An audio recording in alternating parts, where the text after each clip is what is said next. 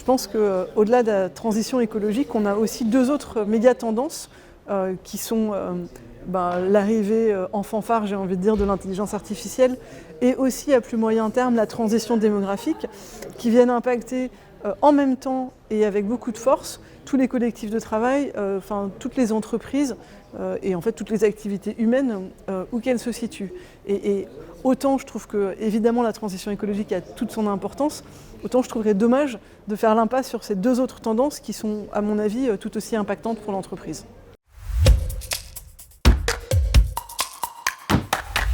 Je pense qu'aujourd'hui, ce qu'on sait, c'est qu'on ne sait pas.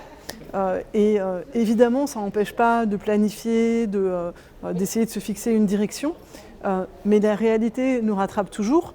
Et la réalité, elle nous fait quand même changer de cap assez régulièrement.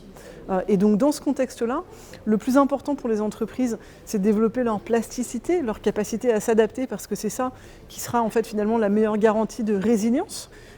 Et cette plasticité, elle se développe d'abord en développant ses collaborateurs et ses collaboratrices. C'est par les compétences, et notamment les compétences transverses, que les entreprises se sortiront de l'incertitude.